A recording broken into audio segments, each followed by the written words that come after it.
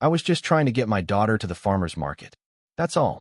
But halfway down Division Street, she let go of my hand and walked straight toward a woman crying on a bus stop bench. I swear my heart stopped. She wrapped her arms around her like she'd known her forever. And something in that moment, it changed the air around us. I didn't know it yet, but that hug was about to rewrite our entire lives. Saturday mornings have always been my calm spot in the week. Just me and my little girl heading toward the farmer's market, hand in hand, following the same stretch of sidewalk we've walked 100 times. On that particular morning, the sky was pale and cool, and I was thinking more about apples and errands than anything meaningful. Then we reached the bus stop, and everything shifted. There was a young woman sitting on the bench, thin, pale, clothes looking like she'd slept in them for days. Her blonde hair was knotted around her face, and she held a wrinkled photograph like it was the only solid thing left in her life. She wasn't sobbing loudly. It was the quiet kind of crying that looks like it's been happening for so long it turned into a habit. Her shoulders were shaking, and she didn't even look up when we approached. My daughter, Hannah, squeezed my hand. She's 6, small for her age, but sharp in a way that sometimes catches me off guard. Her brown eyes, her mother's eyes, fixed on the woman like she was seeing something deeper than the rest of us ever do. Daddy, she's really sad. I tried guiding us around the bench. I wasn't trying to be cold, just practical. You never know what someone's going through, and I didn't want my kid walking straight into something unsafe.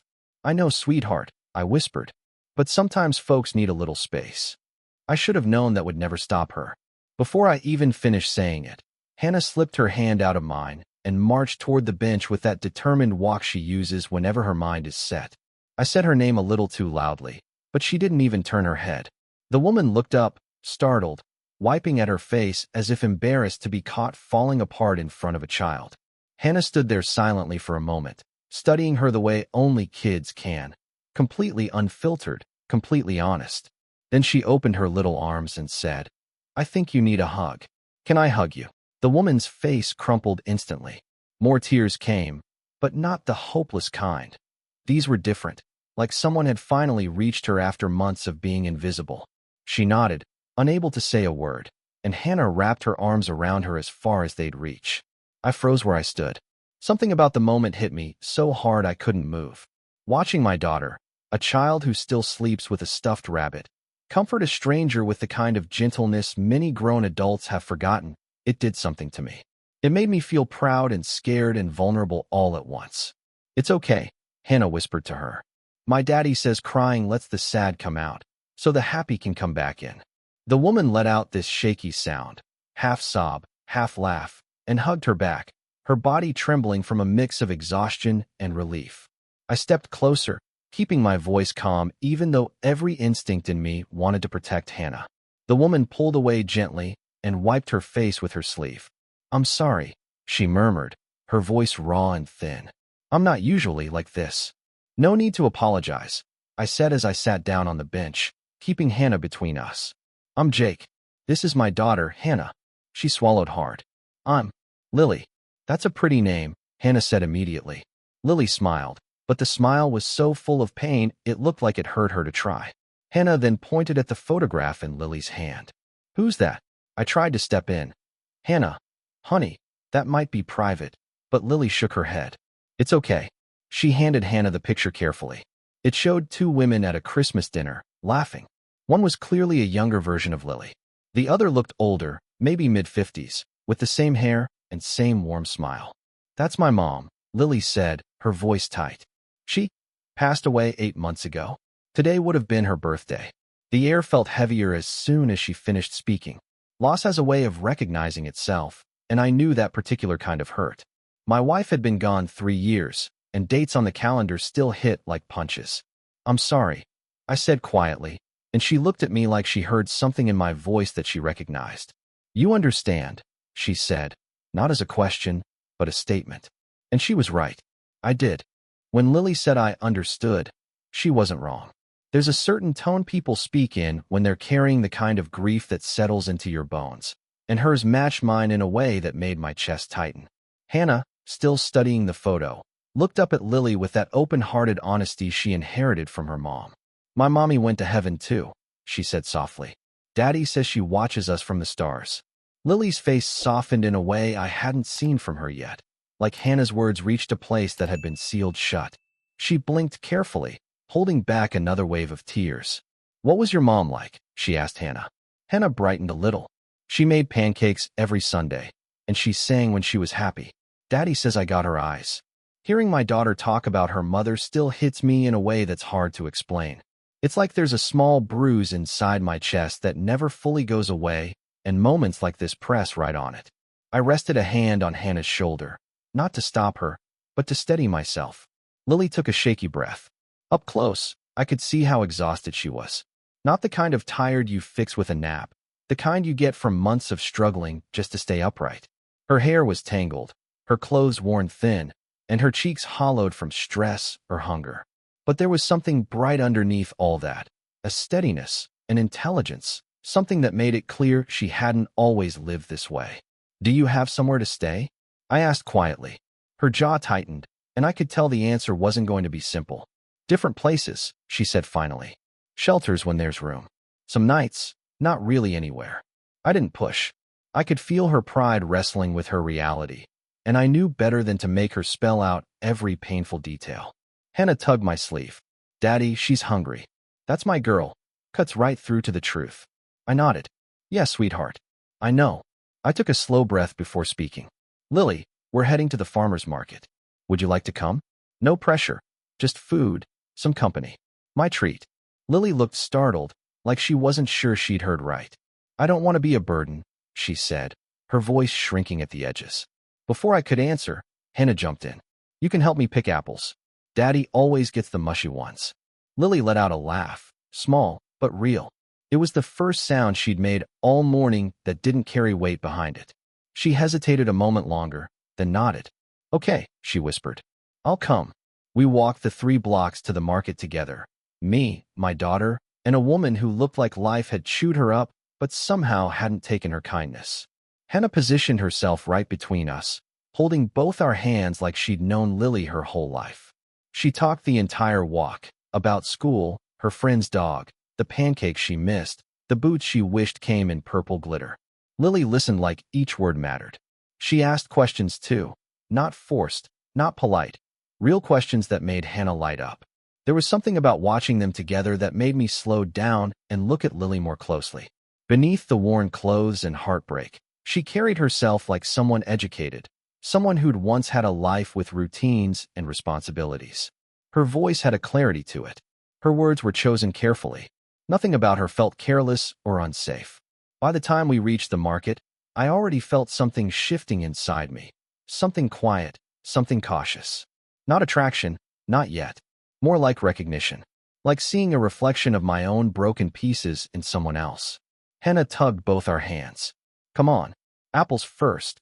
Hannah dragged us toward the booth overflowing with fruit.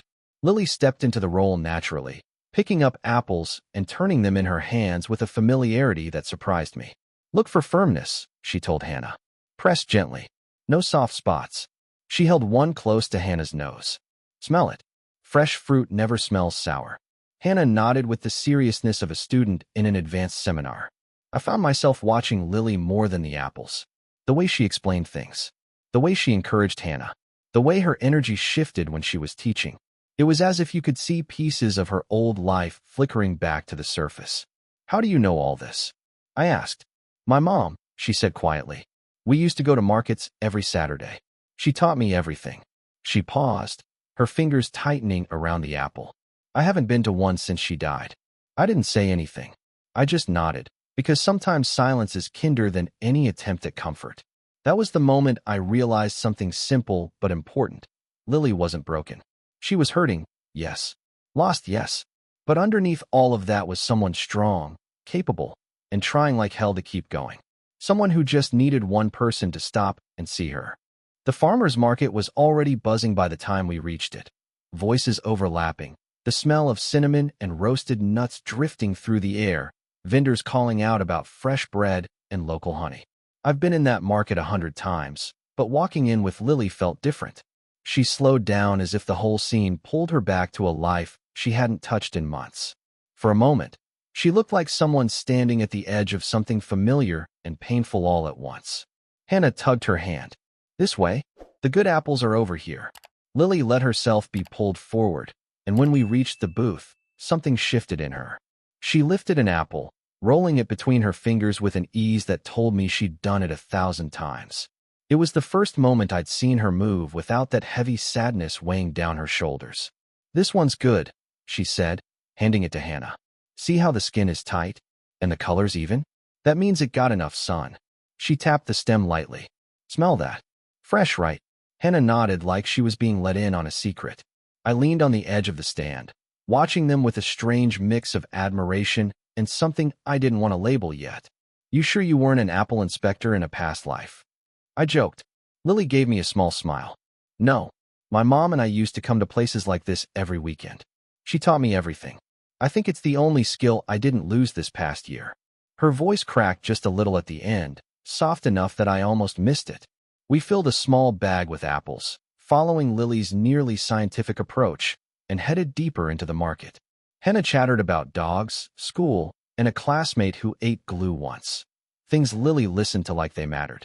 I noticed her posture gradually loosening, like each step pulled her a little further away from that bench where we'd found her. Daddy, donuts. Hannah pointed toward the stand where they fried them fresh. The sugary smell floated in the air like bait. Of course, I said, but when I looked at Lily, she was stepping back, hands tucked into her sleeves. You're getting one too, I said gently. I can't. I don't. When's the last time you had something warm? I asked. She didn't answer, and that silence told me everything. I bought 3 donuts and a hot coffee and handed them to her before she could protest again. Her hands shook as she took the cup. When she bit into the donut, she closed her eyes in a way that was almost painful to watch, like she was tasting warmth for the first time in weeks. We found a bench and sat down while Hannah watched a street performer juggle. Lily held the coffee cup with both hands, absorbing the heat like it was the first thing all day that reached her. The longer we sat, the more something inside me started nudging, an idea forming quietly in the back of my mind. Honestly, it made no sense. It was fast, impulsive, and probably insane. But watching the way she spoke to my daughter, the way Hannah responded to her, the way Lily tried to hold herself together despite everything, it made that idea feel less reckless than it should have. Hannah came skipping back to us, powdered sugar all over her face. Daddy, he juggled 5 balls. I can barely handle one hammer at work, I said. That guy's got skills. Hannah giggled and plopped down beside Lily, leaning her shoulder against her like it was the most natural thing in the world. Lily blinked, surprised by the contact, but she didn't pull away. Something about seeing my daughter pressed up against this woman we had met less than an hour ago hit me right in the center of the chest. It wasn't fear. It wasn't worry. It was recognition. Like Abby's little heart had picked up on something mine hadn't caught yet. I took a slow breath, trying to figure out how to put the thought into words without sounding abrupt or careless. Lily, I started, keeping my tone calm. There's something I want to ask you. Her shoulders tensed immediately, like she braced for bad news. Okay, it's probably going to sound strange, I said, but I need you to hear the whole thing before reacting. She nodded once, unsure. I looked over at Hannah, who was still picking cinnamon sugar off her donut wrapper. Then I looked at Lily again. I have a garage apartment behind my house, I said slowly. It's small, but it's warm. It's empty. And it's safe. Lily stared at me, confused. I'm not asking for money, I added before she could speak. I was thinking of a trade. A fair one. Her mouth parted slightly. A trade. Room and board in exchange for helping with Hannah. After-school pickup, homework, a little company so she's not sitting in a church basement watching cartoons until I get off work. She looked stunned, completely thrown. You want me to be a nanny? I want a trade, I repeated gently. You need a roof. I need help. We both win. Lily swallowed hard, emotion rising fast. Jake, you don't even know me. I know enough, I said quietly. And I meant it. For a long moment, Lily didn't say a word. She just stared at me like the thought hadn't even been possible a few minutes ago. Her fingers tightened around the coffee cup, and I could tell she was struggling to process what I'd said. You don't have to decide now, I added gently. I'm not trying to pressure you. I know this is a lot. Her jaw worked as she tried to speak. Why would you do this? She finally whispered. You don't even know me.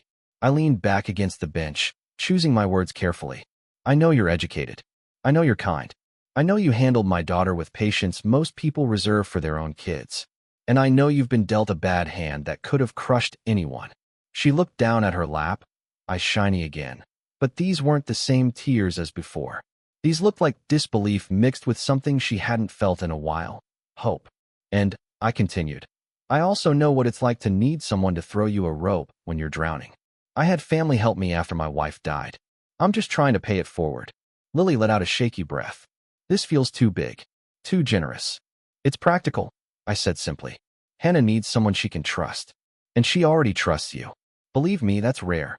Hannah hopped back over, cheeks dusted with powdered sugar. She looked between us with that little kid intuition that picks up everything adults try to hide. Is Lily okay? She asked. Yeah, sweetheart, I said softly. She's okay. Hannah nodded like that settled it. Then she wrapped her arms around Lily's waist without warning. I'm glad we found you today. Lily closed her eyes and hugged her back like she didn't know the last time someone held her that way. I don't have a phone, she said quietly when Hannah wandered off again. Her voice held a kind of hesitant vulnerability that made me feel protective. So I wouldn't have a way to reach you about your offer. I took a pen and a crumpled receipt from my pocket, scribbling my number on it. The library on Belmont opens at 10 tomorrow, I said. Hannah and I go to story time there every Sunday at 10:30. If you want to talk more, find us.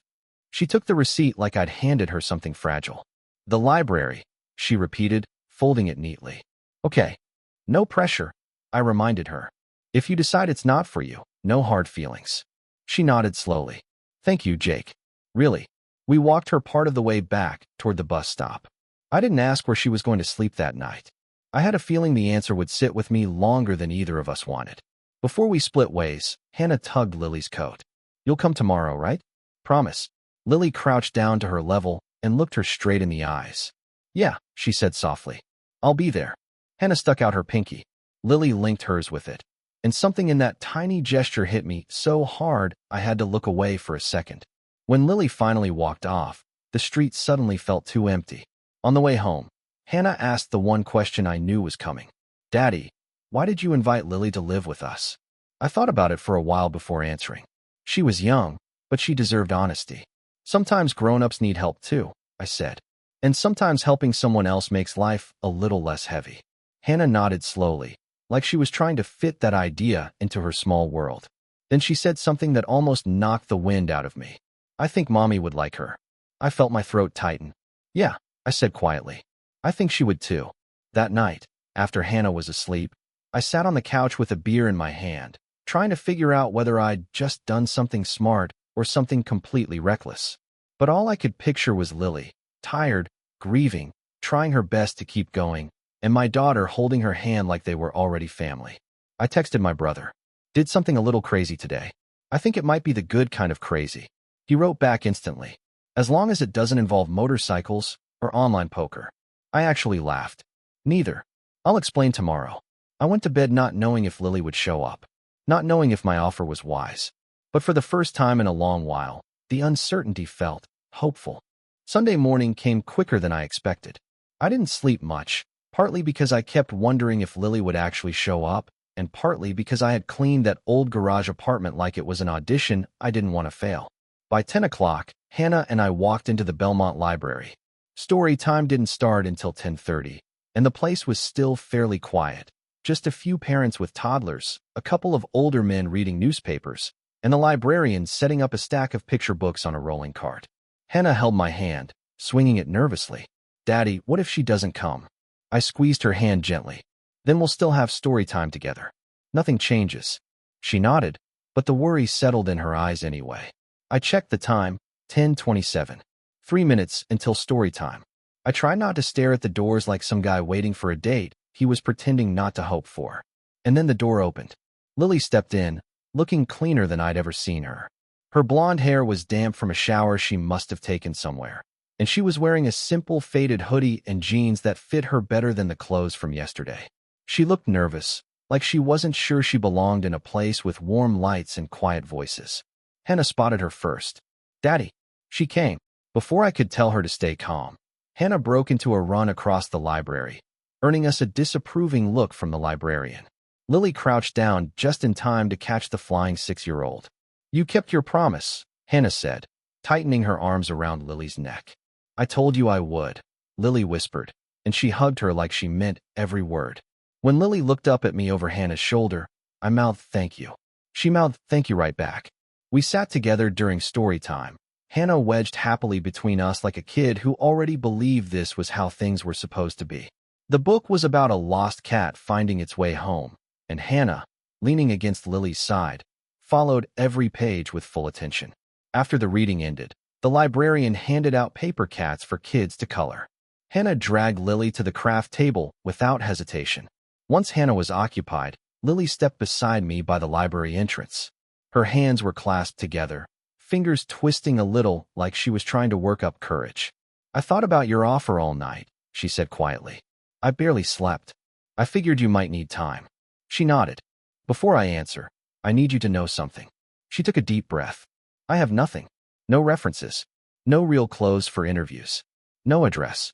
No stability. I'm not the same person I was before my mom got sick. I shook my head. None of us are the same after losing someone. Her expression softened, like that hit home. I just don't want to disappoint you. Or worse, let Hannah down. How about this? I said. 1 week trial. You stay in the apartment, help with Hannah, and we see if it works for all of us. No expectations, no pressure, no guilt if it doesn't fit. She stared at me for a long moment before she let out a breath she'd probably been holding for months. That is more than fair, she said finally. It's actually incredibly generous. So is that a yes? She didn't answer immediately. Instead, a small, slow smile spread across her face. The first real, unguarded smile I'd seen from her. Yes, she whispered. It's a yes.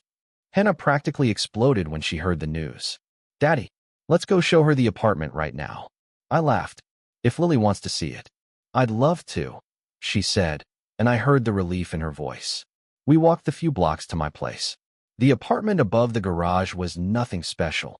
About 400 square feet, stale from disuse, with a tiny kitchenette and a heater that groaned like it was 80 years old. But it was safe. It was warm, and it had a locked door. Lily stepped inside and looked around with wide eyes. She touched the counter softly, tested the faucet, pressed her hand over the heater vent like she wanted to feel the warmth right away. It needs work, I said, suddenly self-conscious. The paint's old, the futon's ancient, and the heater rattles. She turned toward me with tears filling her eyes. Jake, this is perfect. The way she said it broke something inside me in the best possible way. That night, after she settled in, I stocked the mini fridge with basics: milk, bread, fruit, eggs. Hannah helped me carry up towels and a spare set of sheets. Lily thanked us with a voice that kept cracking, and every time it did, I felt this quiet conviction that we had made the right call. I tucked Hannah into bed later, and she whispered, Daddy, I think we found someone who needed us. And I realized she was right. But what I didn't know yet, what I couldn't have guessed, was just how much we needed her too. That first week with Lily in the apartment felt like an adjustment for all three of us, but in a way that made sense almost immediately. I'd been so used to juggling everything alone, work, parenting, dinners, homework, that I didn't realize how heavy it all had become until someone else stepped in to lift part of the load. Monday afternoon, Lily picked up Hannah from Briar Mile Elementary for the first time. I pulled into the driveway around 6:30, exhausted from a long day on site, expecting the usual chaos, papers scattered everywhere, some half-finished craft project, the sound of cartoons echoing through the house. Instead, I opened the door to something I hadn't smelled in months. Garlic, tomatoes, something warm. Hannah was sitting at the kitchen table, swinging her legs while she worked through a reading assignment. Lily sat beside her, leaning over the page, helping her sound out tricky words with a patience I'd only ever seen in seasoned teachers. Daddy, look, Hannah held up her worksheet. I finished my reading before dinner. I stared, genuinely surprised. Already. Lily glanced up, a small smile tugging at the edge of her mouth. She's quick once she gets going. Faster than me, I admitted. Lily laughed softly. Most kids are faster than adults when it comes to reading. She got up and moved to the stove.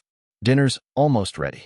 You didn't have to cook, I said, even though the smell alone nearly made my knees buckle. I wanted to, she replied. Also, I saw the mountain of boxed mac and cheese in your pantry. I figured the two of you could stand to eat something green. I laughed. She wasn't wrong. Hannah had eaten so much cardboard-colored food lately that vegetables were starting to feel like a myth. The three of us ate spaghetti with garlic bread that night, and it was the first meal in a long time that didn't taste like something rushed or microwaved.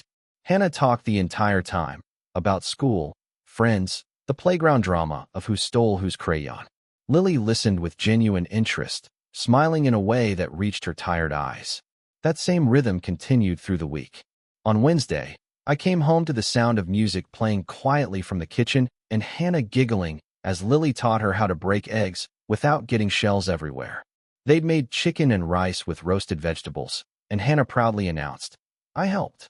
By Friday, Hannah's reading homework was not only done early. Lily had helped her start a book report that wasn't due for another 2 weeks.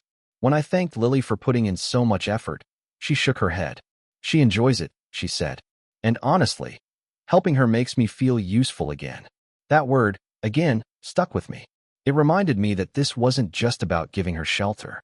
It was giving her pieces of herself back. The week trial ended, and none of us even mentioned the idea of her leaving. It didn't feel like a temporary arrangement anymore. It felt right. Months went by, and slowly, the little apartment above the garage started transforming.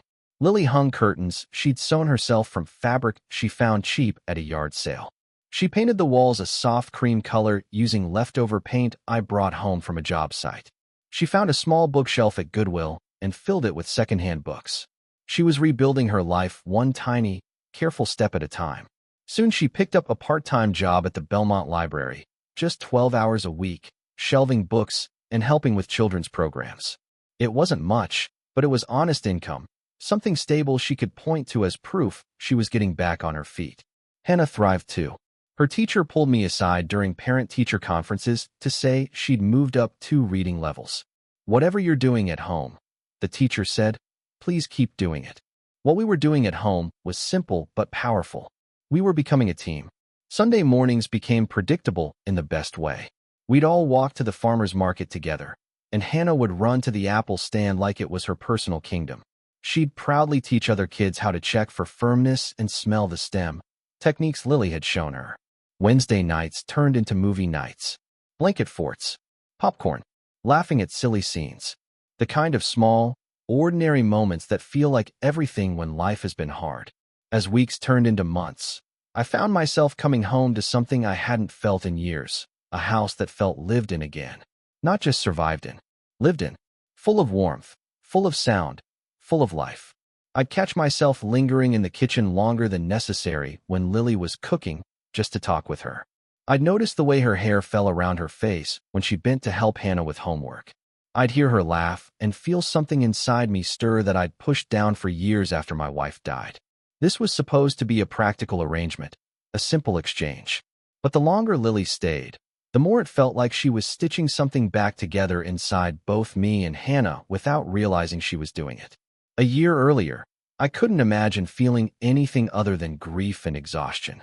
Now, I could feel life starting to stretch its arms back toward me, and that scared me more than I wanted to admit.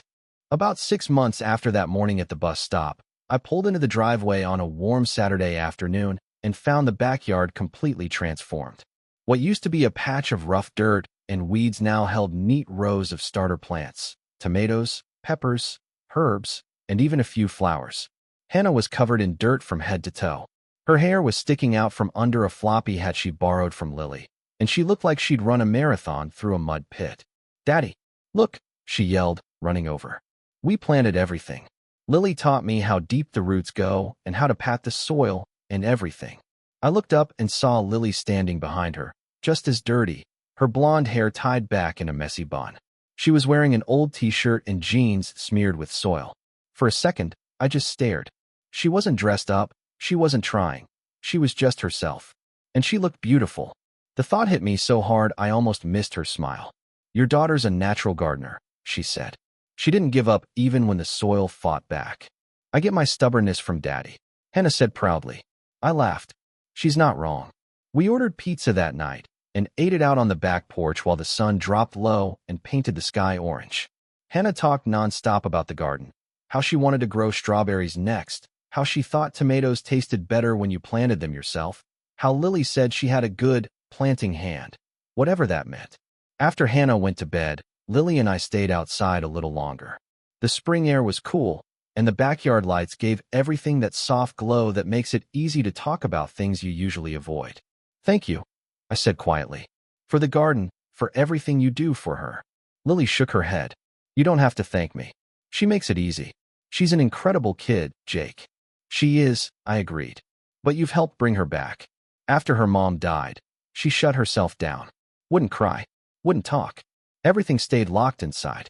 Now she laughs again. Really laughs. You helped her do that." Lily looked down at her hands, and when she spoke, her voice was soft. "You did that too.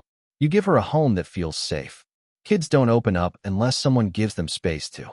We sat in silence for a while, the kind that doesn't feel awkward. It felt like both of us were working up to things we'd left unsaid for months. Finally, I took a breath. "Lily, I need to tell you something."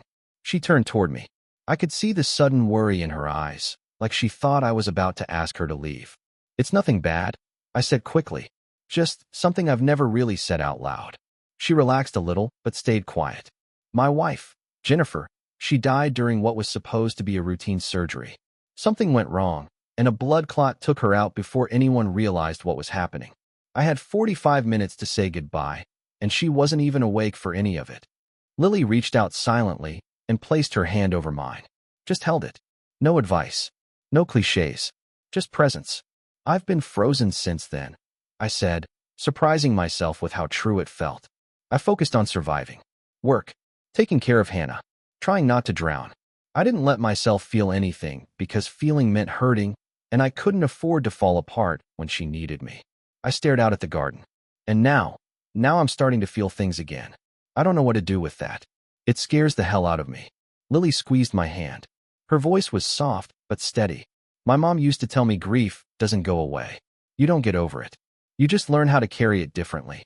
The weight stays the same, but somehow you get stronger." I looked at her, really looked at her. This woman who had walked into our lives with nothing but heartbreak and a photograph. This woman who had slowly, without even trying, helped stitch my family back together. Something cracked open inside me, something I thought had sealed shut years ago. "I think you're right," I whispered. She smiled gently, and for a long moment, neither of us moved. We just sat there with our hands intertwined, listening to the quiet sounds of a house that finally felt like a home again. Something had changed that night. Not in a dramatic, movie-style way. More like a door had opened, quietly, simply, and both of us knew we'd eventually walk through it. We just didn't know when. By the time fall rolled around again, a full year had passed since Hannah first ran up to Lily at that bus stop. If someone had walked into our house without knowing the story, they would have assumed we'd always lived this way. A father, his daughter, and the woman who somehow fit perfectly into both of our worlds.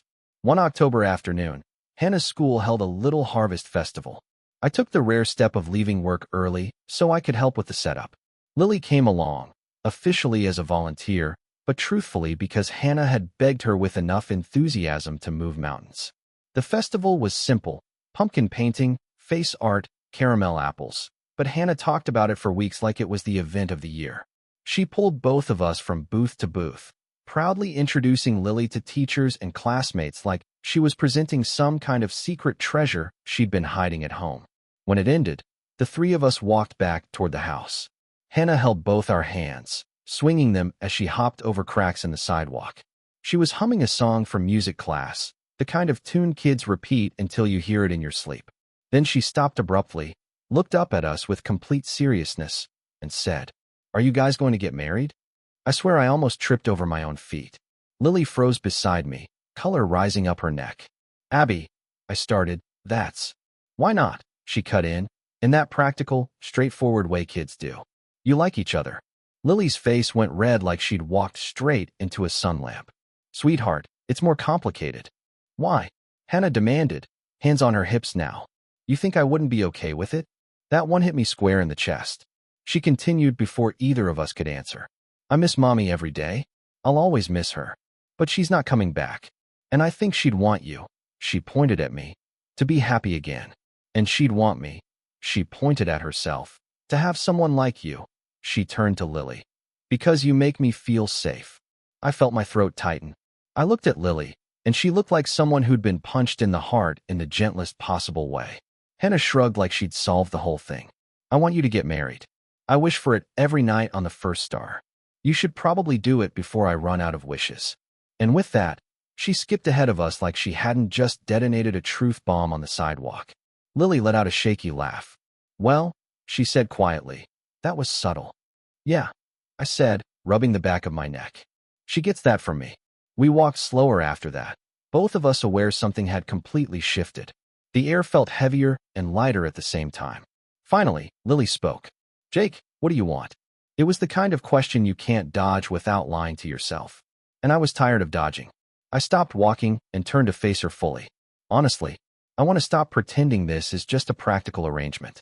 I want to stop acting like I don't feel something every time you smile or laugh or walk into a room. I want to stop finding excuses to be near you. Her breath caught. Her eyes shined like she was holding back everything she hadn't let herself feel. I took a steadying breath. I want to kiss you. Lily stood still, like time itself had paused around us. Then she whispered, Jake, why haven't you? I exhaled. Because I'm terrified. Because loving someone again means risking the same kind of pain that nearly broke me once already. And you deserve someone without all the baggage I'm dragging around. Someone who doesn't work 12-hour days. Someone who isn't afraid of losing everything again. Lily stepped closer, the space between us barely a breath. Jake, she said quietly, I'm terrified too. I lost my mom. My whole life fell apart. Loving someone again means risking more loss. But you know what scares me more? I swallowed. What? Never taking the risk at all. Before I could say anything else, she reached up and kissed me. Soft, careful, trembling. And it felt like something inside me, something I thought had died years ago, woke up again. I kissed her back, pulling her close, realizing in that moment that fear wasn't going to stop either of us anymore. We broke apart only when Hannah shouted from the porch, Did you kiss? I groaned. Abby. Lily laughed. Yes, we kissed. Hannah threw both hands into the air triumphantly. Finally, I was running out of wishes. We walked inside as a family, maybe not official yet, maybe not labeled, but real in every way that mattered. After that first kiss, everything shifted, though not in some dramatic, fireworks over the sky kind of way. It was quieter than that, more like finally admitting something we'd both been avoiding for months. It didn't feel forced or rushed. It felt inevitable. The garage apartment didn't stay empty for long. Lily still kept her things there for a while, but she started spending more nights in the main house, helping Hannah with bedtime, brushing her hair after baths, reading the last page of whatever book they were working through. Eventually, one night turned into 2, then 3, and before either of us officially said anything, her pillow had migrated to my bed. But we took things slow, carefully, respectfully. Hannah came first, always, and Lily made sure she moved into that space in the gentlest possible way. It didn't feel like someone replacing anyone. It felt like someone showing up in a spot that had been empty for too long. Lily kept building her life piece by piece. Her hours at the library increased, 20 hours a week now, and she'd started an online program to finish her teaching certification.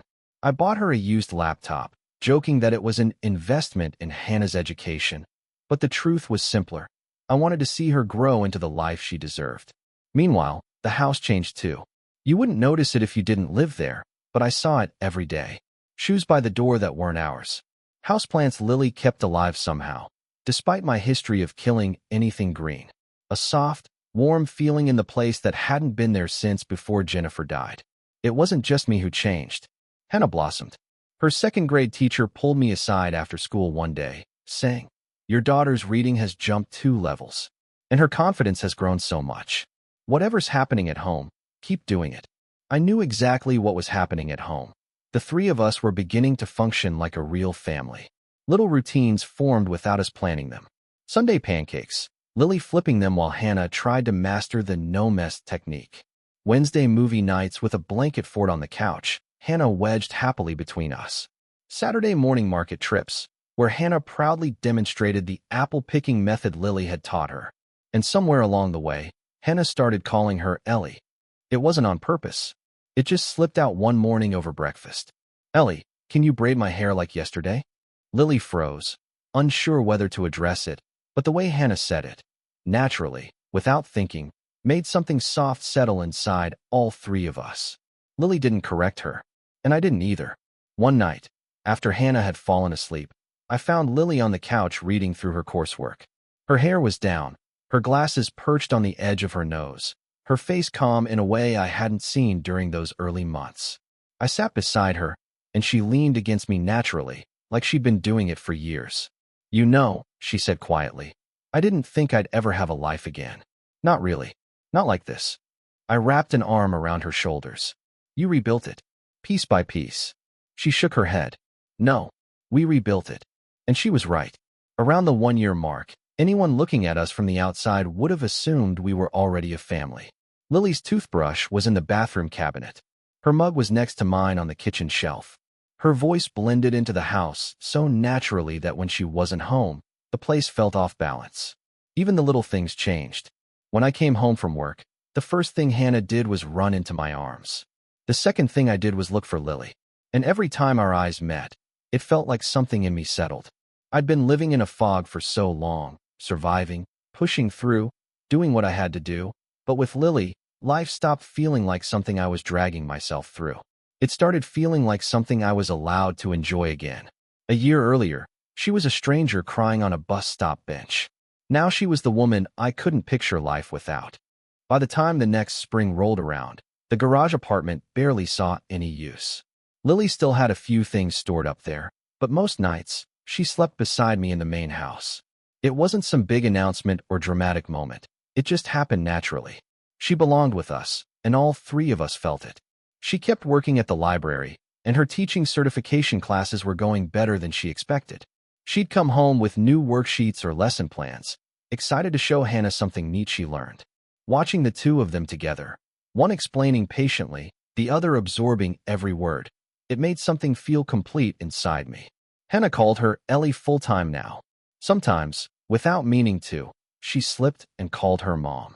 And every time it happened, Lily froze, like she wasn't sure if she had the right to accept that title. But she never corrected her. She'd just wrap her arms around Hannah and hold her tight. One warm Saturday morning, we went to the farmer's market, our usual tradition. Hannah ran ahead to the apple stand, and Lily laughed at how fast she moved. I'd been carrying a small box in my pocket the entire time, trying not to let the nerves show through. Right there, beside the apples, the place where I'd first invited Lily to join us, I got down on one knee. She gasped, covering her mouth with both hands. "You taught us how to pick the good ones," I told her.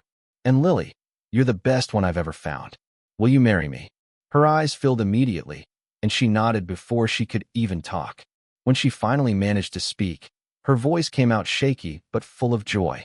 "Yes, of course yes." Hannah jumped up and down like she had been rehearsing this moment for months. I knew it. I knew it. We got married 6 months later in a small ceremony with only family and close friends. The whole thing was simple, just the way we wanted. Hannah was the flower girl and took her job more seriously than the officiant took his.